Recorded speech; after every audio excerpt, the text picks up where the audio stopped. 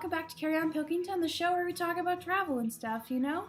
And today it's the long-awaited moment, the moment that I bet at least none of you were waiting for. Today I'm going to talk about all those embarrassing moments I've had on trips. As someone who always is clumsy in life, when you put me in a new situation where I'm not prepared and you give me a ledge or something, I'm always bound to fall off of it, but I have survived to this day, so that is a true testament to my perseverance and maybe a little bit to my luck. Maybe Lady Luck's on my side. So I have 4 stories that when people say, what's the worst thing that's ever happened to you on a trip? Or the moment where you just wanted to crawl inside your skin, but you were so far away from home you couldn't. So the first one happened when I went on a trip to Mexico with some of my friends, Emily and Allie, and we had never been on a trip together, so this was like a new thing.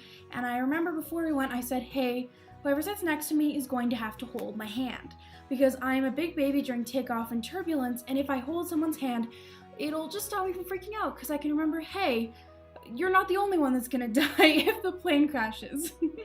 I'm just kidding. It's just a security blanket. My mom used to do it when we flew, and when I do that, or when I travel alone, I have a necklace that I wear that I clutch onto, which kind of simulates it, because it's not as welcome on planes for you to grab the person next to you's hand, especially when she's just like a sleeping lady, like not the best thing to wake up to. So on this trip, a lot of turbulence because we were flying with Sunwing, which if you don't know what Sunwing is, it's like a discount Mexico trip, like air service that takes you to, like has the whole package involved, so you, like the hotel, resort, alcohol, plane, everything's in one total package, which is really fun. It was a really cool trip to go on with for the first time alone with just friends. Like, whew, a lot of alcohol. On this flight, the turbulence starts going, right? Imagine it. It's like so bad that even me holding on to Emily's hand was not enough. And at one point the plane drops a little bit, and I have to mention I'm on the aisle seat, so there's a complete stranger sitting next to me, and I yelp when it drops. I go, ah! Like scream. And oh my god, the lady next to me thought I was gonna die. She thought she was gonna die. She was freaking out, and because she was freaking out, I was freaking out.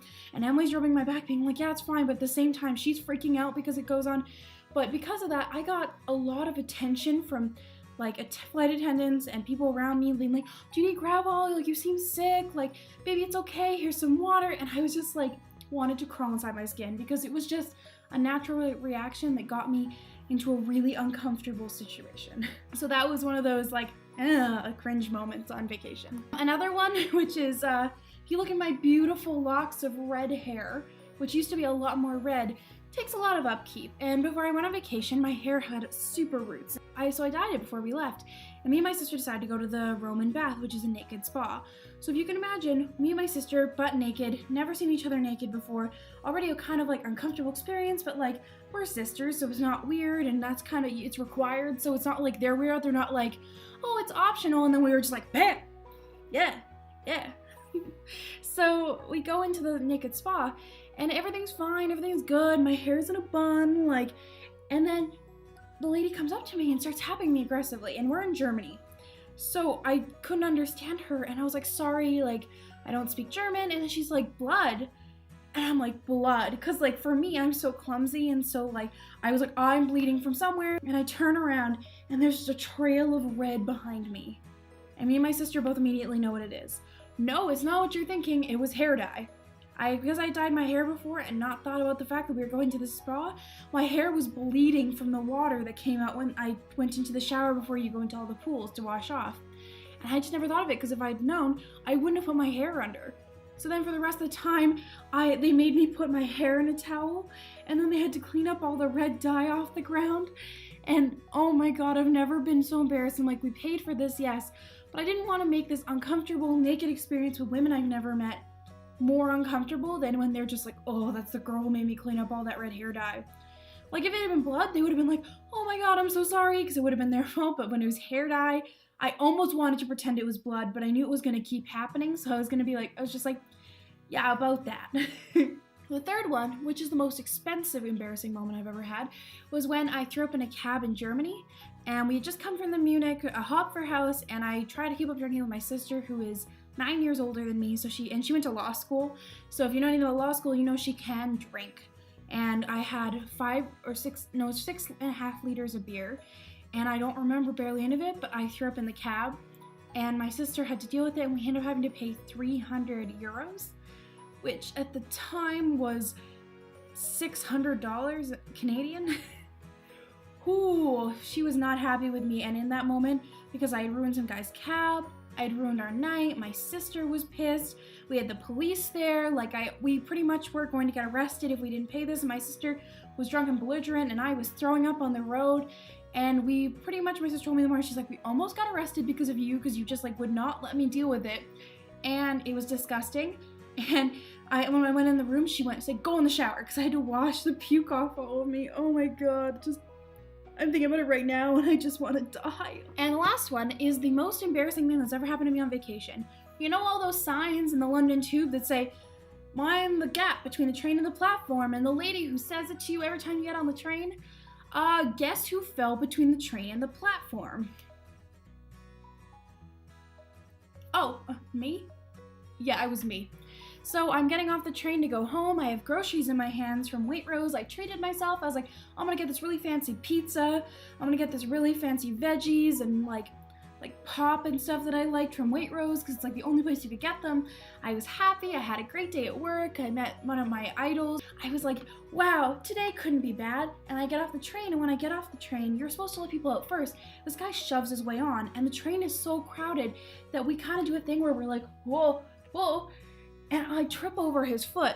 When I trip over his foot, I fall face down on the ground. And everyone on the train is like, oh my god, are you okay? Are you okay? Because that's just how British people are. And then they're just like, oh my god, let us help you. I'm so sorry. This guy wasn't part of this, I'm sorry moment. But my foot went into the crevice. And so when I turned around to say, oh no, I'm okay, my foot hooked under the train. And I was wearing boots, stiff, brown Steve Madden boots, so they weren't they weren't flats that I could just pull my foot out, or flip-flops. And the train doors started closing, and I was freaking out. It felt like an eternity. I was sitting there, my foot was there, and I was like, I have 3 options in this embarrassing, awful moment. Was to take my shoe off and pull my foot out, find a way to take the laces off, because I was not thinking I was gonna get my foot out of there. 2, to scream for help and hope that someone pulls the emergency cable. Or 3, let the train take my foot. And these boots at first were not budging, but in that moment, I ditched that pizza and that pop, and I took my own leg and I yanked it as hard as I could. And after that, my foot was swollen because I think I actually sprained it or hurt it in some way, because I pulled it so hard, because I was like, these shoes are expensive, I'm not losing my foot, and I don't want to cause a ruckus because I'm embarrassed. So after that, I pushed myself up against the wall across from the train platform as the oh my god, are you okay slowly disappears, the door closes, and I sit there and I just start sobbing, and people keep coming over being like, are you okay, are you okay, because it happened so fast that nobody noticed. And at that point, they had to come and carry me because I couldn't walk because I pulled my foot so hard. And I'm just one of those people who hates being an inconvenience, so I was embarrassed the entire time. I was just like, I'm sorry, and they're like, no, it's okay, but I embarrassed myself so wholeheartedly, I had to go home and take a nap. I was just I'm emotionally exhausted, that was so much, and thank God not a lot of people saw it, and people weren't laughing at me or being like, oh, ha, ha, ha, because no one had time to react. But it would have been nice if I didn't have to fucking pretty much break my own foot to get it out. Especially when I already had a broken toe on the same foot. So that's also probably why when I pulled it out, the rest of my foot was like, ow, why'd you do that? Alright, thank you for listening to the most embarrassing things that ever happened to me on vacation. There's probably more, but I probably forgot them in a drunken stupor, like the time I stole a beer stein and got caught. There's times when just young things, being in Disneyland and my pants splitting, little things like that, but those are the 4 that I feel changed me as a person, but I also will never forget, and partially are sort of unbelievable. Who falls between the train and the platform? Honestly. Alright, so thank you for watching. I hope you enjoyed your stay, and I will see you next time. Bye!